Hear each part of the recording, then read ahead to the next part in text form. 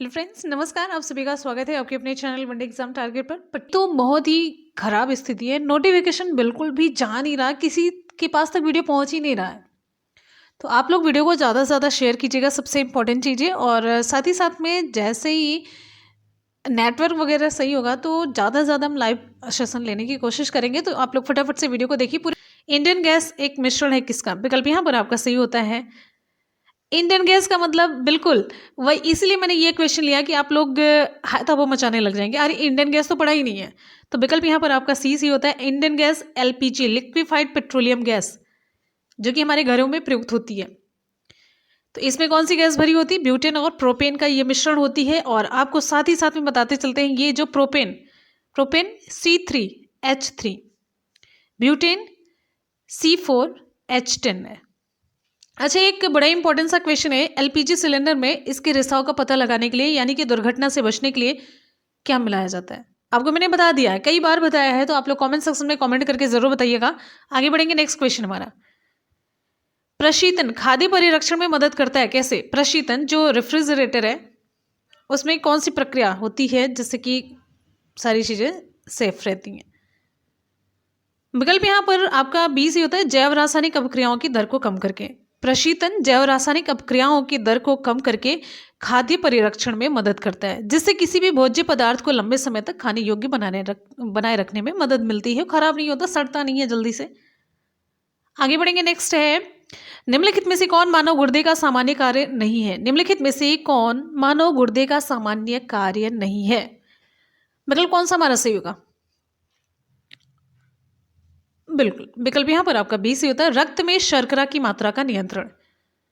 चारों विकल्प में से विकल्प जो बी है, रक्त में शर्करा की मात्रा का नियंत्रण, ये मानव गुर्दे का सामान्य कार्य नहीं है। जबकि रक्त में जल की मात्रा का नियंत्रण बिल्कुल है। यूरिया को छान करके बाहर करना, ये भी है। एक्सक्रीशन कई हार्मोन का श्रावण करता है। तो ये सारी चीजें सही, विकल्प आपका बी नहीं सही होता। आगे बढ़ेंगे, नेक्स्ट है, नाभिकीय रिएक्टर में निम्नलिखित में से किसी मंदक के रूप में प्रयोग किया जाता है? नाभिकीय रिएक्टर में किससे मंदक के रूप में प्रयोग किया जाता है? थोरियम है, ग्रेफाइट है, रेडियम है, साधारण जल है? बढ़ेंगे हम विकल्प बी की तरफ, ग्रेफाइट को। आप लोगों को मैंने कई बार बताया, नाभिकीय रिएक्टरों में मंदक के रूप में ग्रेफाइट और साथ ही साथ में भारी जल, ग्रेफाइट के साथ साथ में भारी जल का प्रयोग करते हैं। भारी जल D2O है। जब ग्रेफाइट का प्रयोग मंदक के रूप में होता है तो जो रिएक्टर होता है इसको परमाणु पाइल कहते हैं। क्या कहते हैं? एटॉमिक पाइल कहते हैं। एटॉमिक पाइल कहते हैं जब ग्रेफाइट मंदक के रूप में प्रयोग किया जाता है। लेकिन भारी जल का मंदक के रूप में प्रयोग होने के बाद वह स्विमिंग पूल रिएक्टर कहलाता है। क्या कहलाता है? Swimming pool. स्विमिंग पूल, आज वही है, स्विमिंग पूल रिएक्टर कहा जाने लगता है। ठीक है, जब ग्रेफाइट का प्रयोग करते हैं तो इसको कहते हैं एटॉमिक पाइल, और जब भारी जल मंदक के रूप में प्रयोग किया जाता है तो इसे कहते हैं स्विमिंग पूल रिएक्टर। क्लियर है? आगे बढ़ेंगे नेक्स्ट क्वेश्चन की तरफ। निम्नलिखित में से कौन एक युग्म सुमेलित है? चारों में से 3 गलत है, आपका एक सही है। कौन सा एक युग्म सुमेलित है? 4 आपके गलत हैं, एक आपका सही है। कौन सा सही है? विकल्प सी सही है। फ्रैंक मॉरिस, जवाहरलाल नेहरू आ बायोग्राफी, इन्होंने लिखी है। फ्रैंक मॉरिस, जवाहरलाल नेहरू आ बायोग्राफी ही सुमेलित है। और ये मौलाना अबुल कलाम आज़ाद की रचना जो है, इंडिया डिवाइडेड नहीं है, इनकी है इंडिया विंस फ्रीडम। क्या है? इंडिया विंस फ्रीडम, ये इनकी रचना है। इंडिया डिवाइडेड किसकी है? इंडिया डिवाइडेड है राजेंद्र प्रसाद की है। क्लियर है? बिल्कुल। आगे बढ़ेंगे, अगला क्वेश्चन। निम्नलिखित में से वह कौन था जो काकोरी षड्यंत्र कांड में फांसी की सजा से बच गया था? कौन बचा था? अशफाकुल्ला खां, राजेंद्र लाहिड़ी, राम प्रसाद बिस्मिल, चंद्रशेखर आजाद। विकल्प आपका यहाँ पर डी सी होता है, चंद्रशेखर आजाद। काकोरी षड्यंत्र कांड में फांसी की सजा से चंद्रशेखर आजाद बच गए थे। और ये जो 3 और क्रांतिकारी थे, अशफाकुल्ला खां, राजेंद्र लाहिड़ी, राम प्रसाद बिस्मिल, को फांसी दे दी गई थी। आपको बताते चलते हैं 1924 में हिंदुस्तान रिपब्लिकन एसोसिएशन की स्थापना हुई थी। इसी संस्था के लोगों ने 1925 में 1925 में काकोरी षड्यंत्र को अंजाम दिया। 1928 में हिंदुस्तान रिपब्लिकन एसोसिएशन का नाम चंद्रशेखर आज़ाद के नेतृत्व में हिंदुस्तान सोशलिस्ट रिपब्लिकन एसोसिएशन हो गया था। तो यहाँ से क्वेश्चन पूछा जाता है, इसलिए मैंने यहाँ पर आपको कुछ डिटेल्स बता दी है। आगे बढ़ेंगे अगले क्वेश्चन की तरफ। नेक्स्ट हमारा क्वेश्चन आप सभी के स्क्रीन पर ये रहा, बहुत ही इंपॉर्टेंट है। दिल्ली के किस सुल्तान ने ब्राह्मणों पर भी जजिया लगाया था? दिल्ली की कौन से सुल्तान थे जिन्होंने ब्राह्मणों पर भी जजिया लगाया था? बलबन, फिरोज तुगलक, अलाउद्दीन खिलजी या फिर मोहम्मद बिन तुगलक? विकल्प आपका बी सी होता है, फिरोज तुगलक थे। विकल्प बी फिरोज तुगलक। फिरोज तुगलक ने ब्राह्मणों पर भी जजिया कर लगाया था। फिरोज तुगलक द्वारा ब्राह्मणों पर जजिया कर लगाए जाने का उद्देश्य क्या था?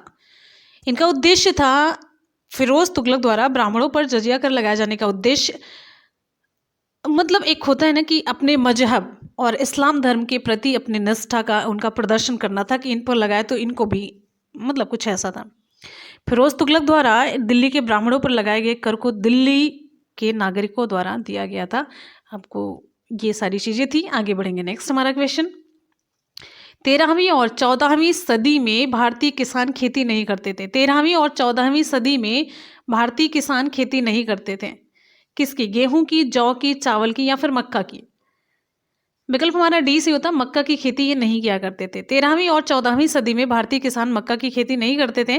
भारतीय किसानों द्वारा मक्का की खेती किए जाने के प्रमाण हमें 15वीं शताब्दी में मिलने प्रारंभ हुए थे। ठीक है, तो 13वीं और 14वीं नहीं होता है। क्लियर है? आगे बढ़ेंगे। अगला क्वेश्चन हमारा नेक्स्ट है, बुद्ध ने सर्वाधिक उपदेश कहाँ दिए थे? बहुत ही आसान सा क्वेश्चन है, लेकिन बहुत पूछा जाता है। ये हर एग्जाम में पूछा जाता है, चाहे जितने भी अच्छे लेवल के एग्जाम हो, छोटा सा हो, चाहे जैसा भी हो।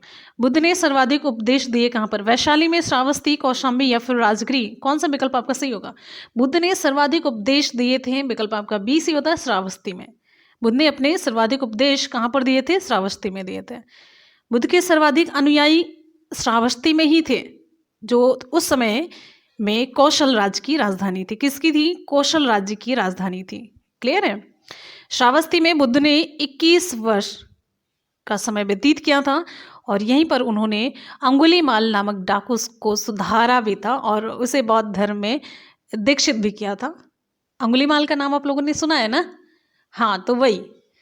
आगे बढ़ेंगे। नेक्स्ट हमारा क्वेश्चन आप सभी की स्क्रीन पर ये रहा, उत्तर प्रदेश में आंवले का सर्वाधिक उत्पादन करने वाला जिला कौन सा है? उत्तर प्रदेश में आंवले का सर्वाधिक उत्पादन करने वाला जिला कौन सा है? रायबरेली, प्रतापगढ़, इलाहाबाद या फिर फैजाबाद? बिल्कुल सही जवाब है, ये है प्रतापगढ़। विकल्प आपका बी सी होता है, प्रतापगढ़ है। उत्तर प्रदेश में सर्वाधिक आंवले का उत्पादन करने वाला जिला प्रतापगढ़ है। प्रतापगढ़ का कौन है भाई? नीचे कमेंट करके बताएगा। हाँ, तो मेरे ही पास में है।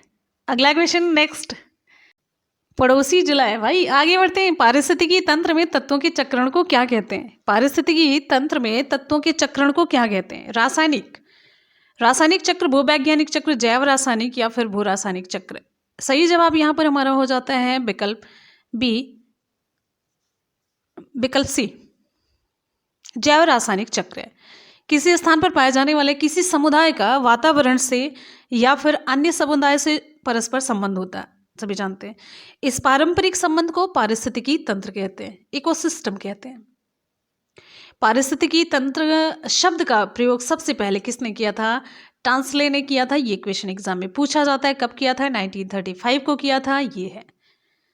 नेक्स्ट क्वेश्चन की तरफ बढ़ेंगे। अगला क्वेश्चन, सर्वाधिक जैव विविधता कहाँ पाई जाती है? सर्वाधिक जैव विविधता, मोस्ट इंपॉर्टेंट क्वेश्चन। जितने भी क्वेश्चन आप लोग देख रहे हैं सभी बहुत इंपॉर्टेंट है। मोस्ट इंपॉर्टेंट क्वेश्चन है, सर्वाधिक जैव विविधता कहाँ पर पाई जाती है? विकल्प यहाँ पर आपका ए सही होता है, उष्णकटिबंधीय वर्षा वनों में। सर्वाधिक जैव विविधता कहाँ पर पाई जाती है? उष्णकटिबंधीय वर्षा वनों में पाई जाती है। विकल्प आपका ए सही होता है। सर्वाधिक जैव विविधता उष्णकटिबंधीय वर्षा वनों में पाई जाती है। और इन वनों का विस्तार कितना होता है? कई बार हम बता चुके हैं। इन वनों का विस्तार आप ये जानिए 10 डिग्री उत्तर से 10 डिग्री दक्षिणी अक्षांशों के मध्य इसका विस्तार पाया जाता है। ठीक है, वेरी गुड। निम्न में से कौन सा शब्द तत्सम है?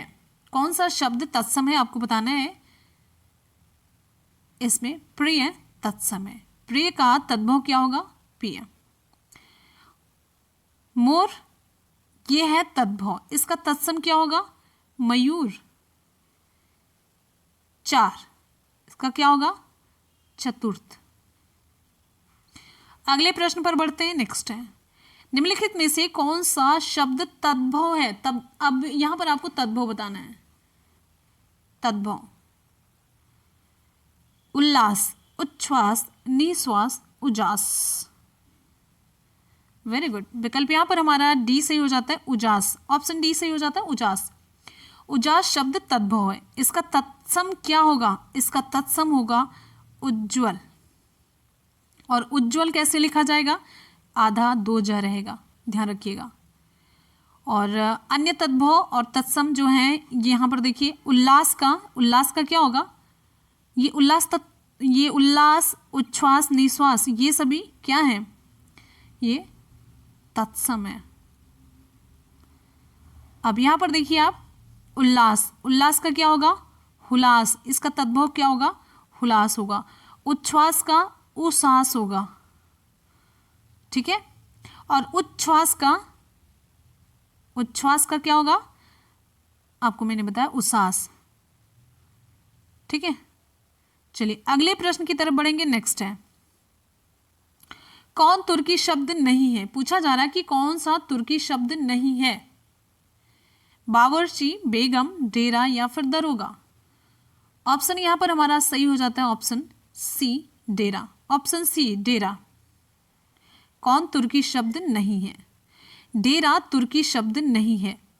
तुर्की शब्द बावर्ची है, बेगम है, दरोगा है। यहाँ पर बेगम, दरोगा। और आपको यहाँ पर बताते कुछ उर्दू शब्द जो पूछा जाता है। उर्दू शब्द में कालीन, ये पूछा जाता है बहुत। कैंची, कुली, ठीक है, कुली हो गया। और पूछा जाता है चेचक, तलाक, चालाक, चाबुक, ये सभी आपके उर्दू शब्द हैं, ठीक। हमारा अगला प्रश्न है, निम्नलिखित शब्दों में से कौन सा शब्द संबंधवाची है? संबंधवाची शब्द कौन सा है? देव, देवी, दैवी या फिर देवता। ऑप्शन यहां पर हमारा सही हो जाता है ऑप्शन सी, दैवी। हिंदी में किसी शब्द के संबंधवाची आशय से मतलब है उसके साथ ईय प्रत्यय जब लग जाता है। कौन सा प्रत्यय? ईय प्रत्यय लगने से होता है। ईय प्रत्यय लगने से इनकी प्रकट होता है संबंधवाची है कि नहीं है। तो दैवीय में देखिए, दैव, धन, ईय, ठीक है, तो क्या हो जाता है? दैवीय हो जाता है। क्लियर हो गया? दैवीय। अब जैसे यहाँ पर अगर एग्जाम्पल में लिखा रहेगा मानवीय, तो क्या ये संबंधवाची है कि नहीं है? बिल्कुल है। मानव प्लस ईय जुड़ेगा तो क्या हो जाएगा? मानवीय। जातीय, एक और एग्जाम्पल आपका जातीय। जातीय में जाति प्लस ईय लगेगा तो क्या हो जाएगा? जातीय हो जाएगा। तो ये भी संबंधवाची शब्द है, मानवीय, जातीय, दैवीय। अगले प्रश्न पर बढ़ते हैं। नेक्स्ट है, प्रवृत्ति का विलोम शब्द आपको बताना है। प्रवृत्ति का विलोम शब्द, वृत्ति, अनावृत्ति, निवृत्ति, सद्वृत्ति। ऑप्शन यहां पर हमारा सी सही हो जाता है, निवृत्ति। प्रवृत्ति का विलोम शब्द है निवृत्ति है। प्रवृत्ति और वृत्ति, ये देखिए, प्रवृत्ति और वृत्ति ये दोनों समानार्थी शब्द हैं जिनका मतलब होता है आदत। ये दोनों समानार्थी हैं, एक ही अर्थ दे रहे हैं, आदत होता है। अब यहाँ पर सद्वृत्ति का अर्थ होता है अच्छी आदत, अच्छी आदत, ठीक है। निवृत्ति का मतलब होता है छुटकारा, कहते हैं ना निवृत्त हो गया, शुद्ध भले नहीं बोलते, वो होता है कि निवृत्त हो गया, निवृत्ति, ठीक है। तो बोलते हैं ना कि ये ऐसा काम कर दिया और भैया इससे निवृत्त हो गए हम, तो ये यही है निवृत्त, मतलब छुटकारा मिल गया। अगले प्रश्न पर बढ़ेंगे। नेक्स्ट हमारा क्वेश्चन है, निम्नलिखित में से कौन सा एक अनाथ का पर्यायवाची नहीं है? अनाथ का पर्यायवाची कौन सा नहीं है? विकल्प यहाँ पर हमारा कौन सा सही होगा? बेसहारा, यतीम, अनाड़ी या फिर निराश्रित। ऑप्शन कौन सा सही होगा हमारा? आप लोग कमेंट सेक्शन में कमेंट करके जरूर बताएंगे। ऑप्शन यहाँ पर हमारा सी सही हो जाता है, अनाड़ी। अनाथ के जो पर्यायवाची हैं इसमें आता है बेसहारा, यतीम, निराश्रित, अनाड़ी। ये अनाथ का पर्यायवाची नहीं है। अनाड़ी का क्या मतलब होता है आप सभी जानते होंगे, तो आप ही लोग बताएं, ज़्यादा अच्छा लगेगा। अगले प्रश्न पर चलते हैं। नेक्स्ट हमारा प्रश्न आप सभी के लिए है, निम्नलिखित अनेकार्थी शब्द का दूसरा अर्थ आपको बताना है, ठीक है। तो यहाँ पर आपको बताना, देखिए, अज अजन्मा, अज अजन्मा, इसका दूसरा अर्थ आपको बताना है। मतलब इसका मतलब क्या होगा, अज अजन्मा का मतलब क्या होता है, फिर उसके अनुसार चारों विकल्प में से कौन सा सही होगा। आप लोग समझ गए हों तो रिप्लाई करिए, नहीं समझ गए होंगे तो बस 4 सेकंड के बाद हम आपको बताने वाले हैं। चलिए जल्दी जल्दी से रिप्लाई करते रहिए। विकल्प यहां पर हमारा सही हो जाता है ऑप्शन डी, ईश्वर।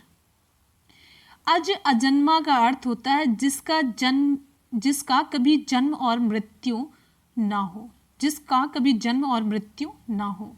अर्थात ईश्वर का ना तो जन्म होता है और ना ही मृत्यु। मैंने कहा इसका आप अर्थ पहले जानिए। अज अजन्मा का मतलब होता है जिसके कभी जन्म और मृत्यु से मतलब ना हो, यानी कि जिसका कभी जन्म और मृत्यु ना हो। अर्थात फिर यहां पर आपको विकल्प की तरफ जाना था। अर्थात ईश्वर का ना तो जन्म होता है ना ही मृत्यु। ठीक है, तो इसका मतलब किससे रिलेट कर रहा था, ईश्वर से। अगले प्रश्न पर चलेंगे, नेक्स्ट है,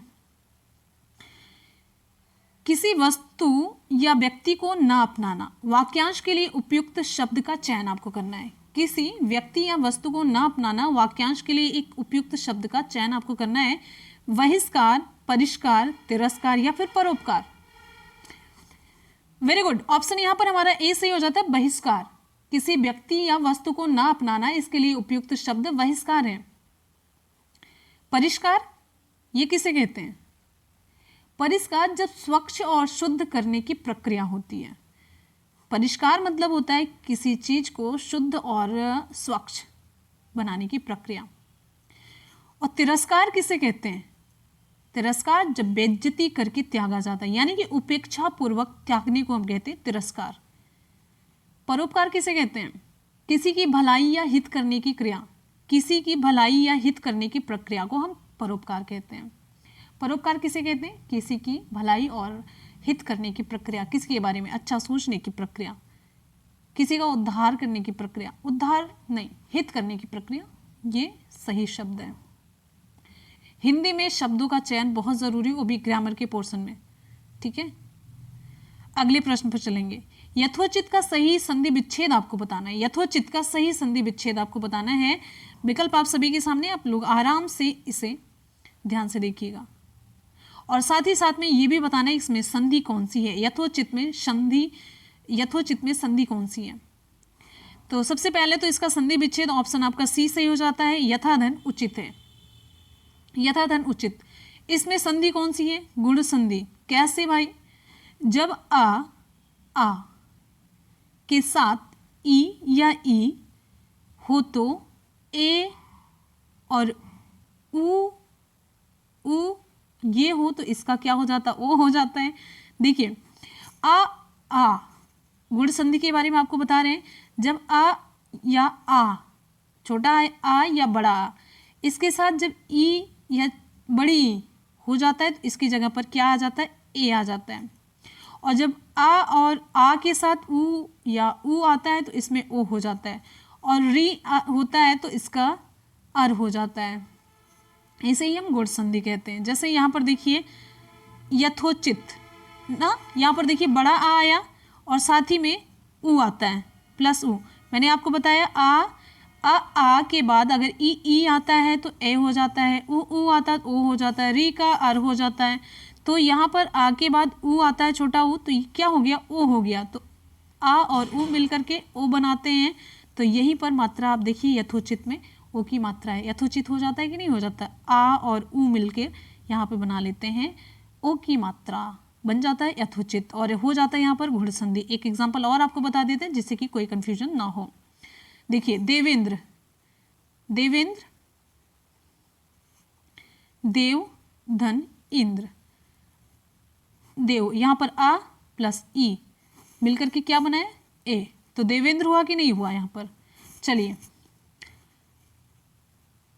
प्राप्तोदक, ठीक है, अब इसका संधि विच्छेद करिए, प्राप्तोदक, ठीक है, प्राप्त धन उदक, ठीक है। बहुत ही ज़्यादा इंपॉर्टेंट क्वेश्चन है ये। टेट और सुपर टेट का तो एक तरीके से आप समझ सकते हैं कि फेवरेट क्वेश्चन है। उपत्यका का विलोम है पर्वत, घाटी, आदित्य का विसर्जन। ऑप्शन सी सही हो जाता है, आदित्य का।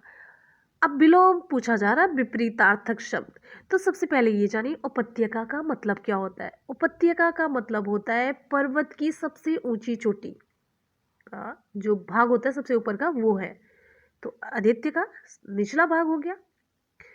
अच्छा, विसर्जन का विलोम शब्द क्या होगा? विसर्जन का विलोम होता है स्थापना। पहले मूर्ति को स्थापित किया जाता है, फिर उसके बाद विसर्जित किया जाता है। घाटी का विलोम क्या होगा? समतल। क्लियर? चलते हैं नेक्स्ट क्वेश्चन की तरफ। अगला क्वेश्चन आप सभी के लिए क्वेश्चन पूछा जा रहा है, नई जमीन तोड़ना के 4 अर्थ दिए गए हैं, सही का आपको चयन करना है। मतलब पुराने को मिटाना, लिखे हुए को काटना, अनूठा प्रयोग या बड़ी लकीर खींचना। ऑप्शन सी सही हो जाता है, अनूठा प्रयोग। नई जमीन तोड़ना, इसका सही अर्थ होता है अनूठा प्रयोग। क्लियर? अगले क्वेश्चन पर आएंगे। गुलर का फूल होना मुहावरे का अर्थ क्या है? गुलर का फूल होना मुहावरे का क्या अर्थ है? लाल पीला होना या अत्यधिक सुंदर होना? दुर्लभ होना। ऑप्शन डी सही हो जाता है, दुर्लभ होना। तो गुलर का फूल होना मुहावरे का मतलब होता है दुर्लभ होना। पॉसिबल ही नहीं, गुलर का फूल होना वो दिखता ही नहीं है। लाल पीला होना इस मुहावरे का मतलब होता है क्रोधित हो जाना, क्रोधित होना, लाल पीला। अगले क्वेश्चन पर चलते हैं, नेक्स्ट है। अब यहाँ पर साहित्य से रिलेटेड आपको क्वेश्चन देखने को मिलेगा आगे, तो फटाफट से आप लोग रिप्लाई करते रहिए। और एक बार जितने भी स्टूडेंट वीडियो को देख रहे हैं फटाफट से लाइक करेंगे। क्वेश्चन है, मालती माधव की रचनाकार कौन है? मालती माधव की रचनाकार भारवी, कालिदास, श्रीहर्ष या भवभूति? ऑप्शन यहाँ पर हमारा डी सही हो जाता है। मालती माधवम के जो रचनाकार हैं ये प्रसिद्ध संस्कृत नाट्य लेखक भवभूति है, मालती माधवम। इनकी कुछ और रचनाएं हैं जो पूछी जाती। महावीर, महावीर चरितम। एक मैंने संस्कृत की रचनाओं से रिलेटेड एक वीडियो बनाया, बहुत पहले बनाया था, शायद वो पहला या दूसरा हमारा वीडियो था। उसमें बहुत काफ़ी ज़्यादा व्यू है, तो उसकी लिंक हम आपको नीचे डिस्क्रिप्शन बॉक्स में दे देंगे, तो आप लोग देख लीजिएगा उसे। महावीर चरितम है, और सभी एक जगह पर मैंने कलेक्ट करके हैंड रिटन नोट आपको प्रोवाइड कराए हैं। तो इनकी जो अन्य रचना है महावीर चरितम है और उत्तर रामचरितम है। अच्छा, यहाँ पर और आपको सभी की रचनाएं बताते हैं। कालिदास की जो पूछी जाती है, कालिदास की रचना है मेघदूतम। कौन सी है? मेघदूतम है। कुमार संभवम है, रघुवंशम है, अभिज्ञान शाकुंतलम है, विक्रमोर्वशीयम है, मालविकाग्निमित्रम है, ऋतु संहारम है। ये सभी कालिदास की और खूब पूछी जाती है भाई, इनकी रचनाएं तो आप लोग रट डालिए। ठीक है। श्रीहर्ष की पूछी जाती है नैषधीय चरितम, नैषधीय चरितम, खंडन खड्ड खाद्य। ये सभी हर्ष की रचनाएं हैं। और भारव की एक रचना है जो बहुत ही फेमस है, खूब पूछी जाती है, किरातार्जुनीयम है। क्या है? किरातार्जुनीयम, किरातार्जुनीयम। ठीक, चलिए आते हैं हम अगले क्वेश्चन पर। एक के साथ अगर आपके कई सारे क्वेश्चन तैयार हो रहे हैं, थोड़ा सा टाइम लग रहा है, तो इस पे आपको ये देखना है कि आपके कितने क्वेश्चन तैयार हो रहे हैं, टाइम कितना लग रहा है, ये नहीं देखना कि एक क्वेश्चन के पीछे। आप देखिए कि कितनी रचनाएं और कितने क्वेश्चन आपके तैयार हो रहे हैं। नेक्स्ट हमारा क्वेश्चन है, मानस का हंस इस उपन्यास के लेखक कौन है? मानस का हंस इस उपन्यास के लेखक अमृतलाल नागर, यशपाल, रेणु, अज्ञेय। ऑप्शन ए मानस का हंस, ये अमृतलाल नागर इसके लेखक हैं। इसमें उन्होंने तुलसी की कथा का, किसका? तुलसी की कथा का निरूपण किया है। इनकी कुछ और रचनाएं हैं, आपको मैंने बताया भी है। अमृतलाल नागर की अमृत और विष है, महाकाल है, शतरंज की मोहरे है, खंजन नयन है, एकदा नैमिष्यारण्य है। ये क्वेश्चन पूछा जाता है। अगले क्वेश्चन पर चलेंगे, नेक्स्ट है, मैला आंचल उपन्यास के लेखक का नाम आपको बताना है। मैला आंचल उपन्यास के लेखक का नाम प्रेमचंद है, राही मासूम रजा है, नागार्जुन है, फणीश्वर नाथ रेणु है। ऑप्शन यहाँ पर हमारा सही हो जाता है ऑप्शन डी, फणीश्वर नाथ रेणु। मैला आंचल उपन्यास ये बहुत इंपॉर्टेंट है, ये पूछा जाता है। तो फणीश्वर नाथ रेणु इसके लेखक है।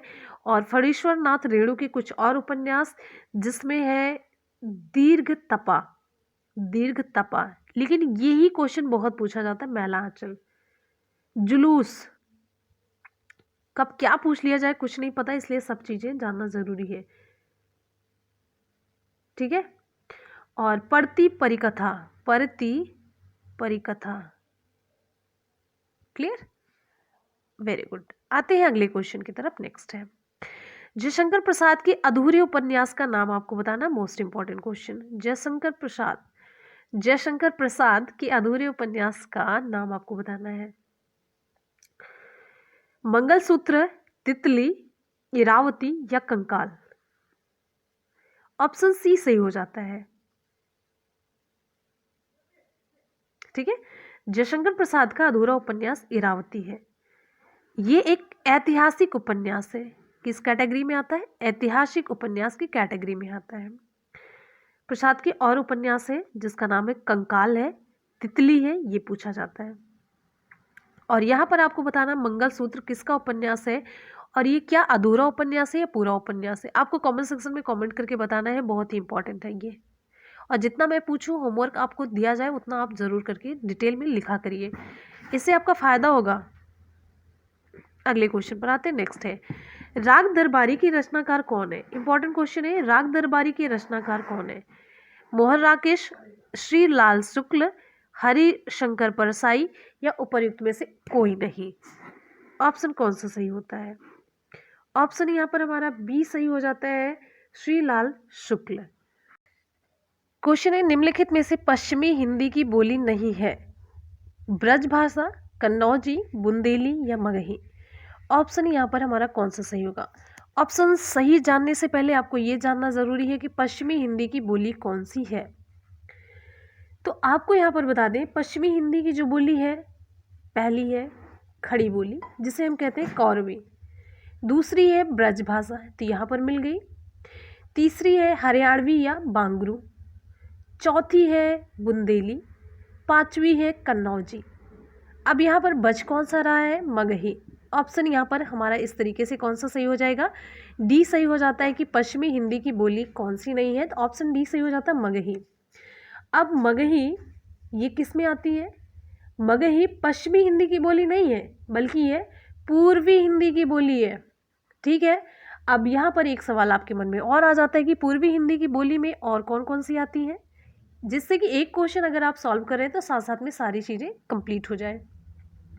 तो पूर्वी हिंदी की बोली में आती है अवधी, मगही हो गया, अवधी हो गया, बघेली हो गया और साथ ही साथ में आपका छत्तीसगढ़ी भी इसी कैटेगरी में आता है।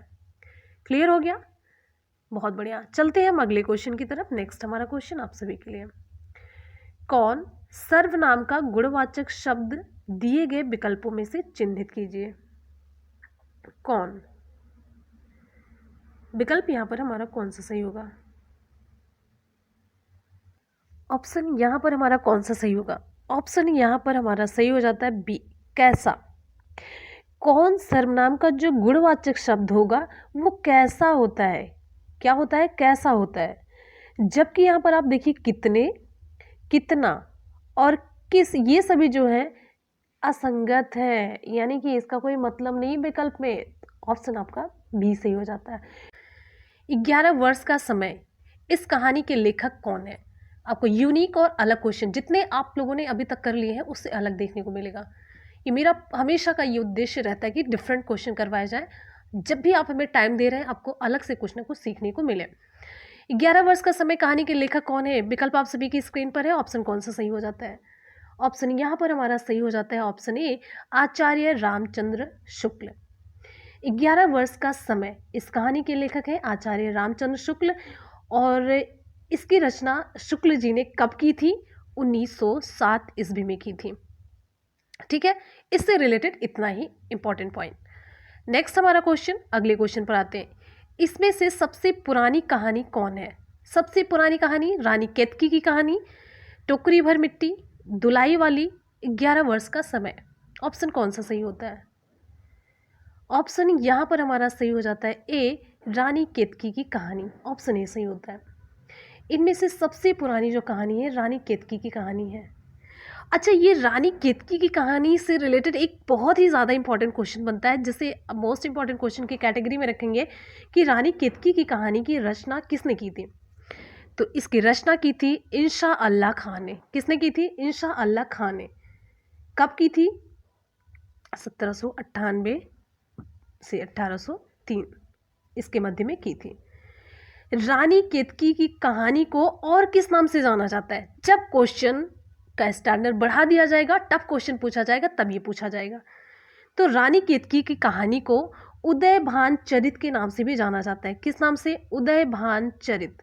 उदयभान चरित के नाम से भी जाना जाता है। ठीक है, चलिए आ जाते हैं हम नेक्स्ट क्वेश्चन पर। अगला क्वेश्चन आप सभी के लिए, प्रेमचंद जी किस कहानी में बाल चरित्र का अनोखा वर्णन है?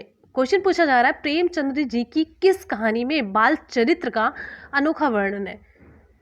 वैसे प्रेमचंद जी बाल चरित्र पर कुछ नहीं लिखते हैं, ज़्यादा नहीं लिखते हैं, तो जो लिखे हैं तो वो इंपॉर्टेंट बन जाता है। ऑप्शन कौन सा सही होता है? ऑप्शन यहाँ पर हमारा सही हो जाता है ऑप्शन डी, ईदगाह। ठीक, तो प्रेमचंद की जो कहानी है ईदगाह, इसमें बाल चरित्र का अनोखा वर्णन है। आप लोगों ने पढ़ा होगा जब हम SCERT में हिंदी का चैप्टर कंप्लीट करवा रहे थे, तब आपको देखने को मिला था।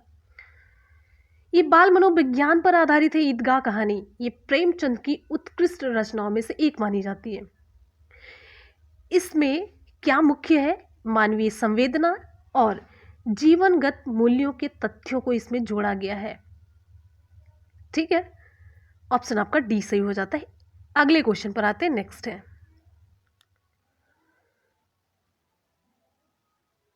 हमारा अगला क्वेश्चन है, क्षेत्र विशेष में बोली जाने वाली भाषा को क्या कहते हैं?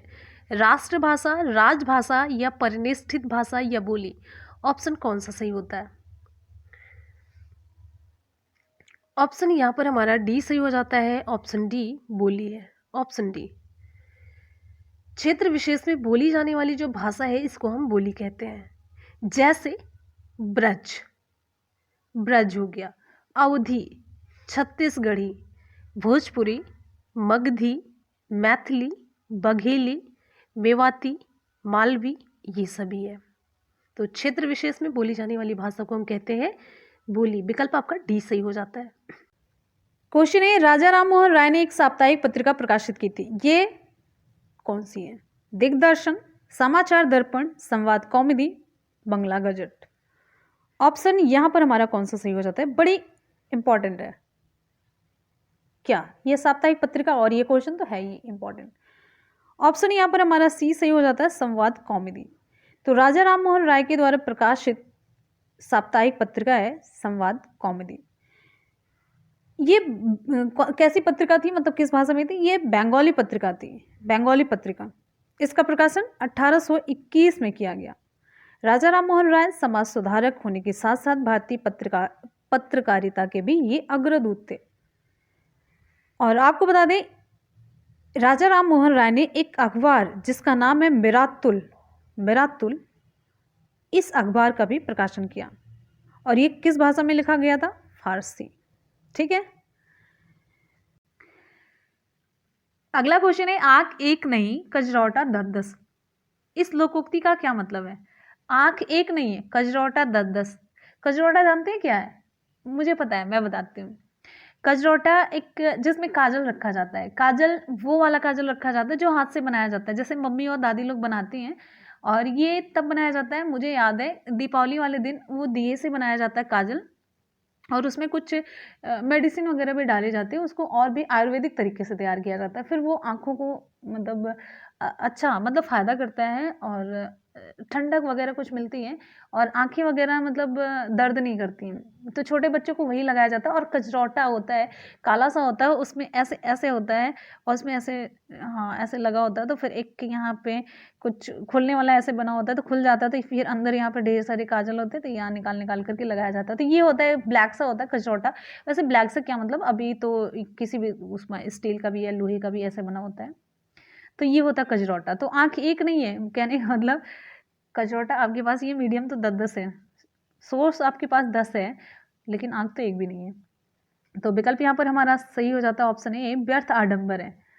ठीक है, व्यर्थ आडंबर।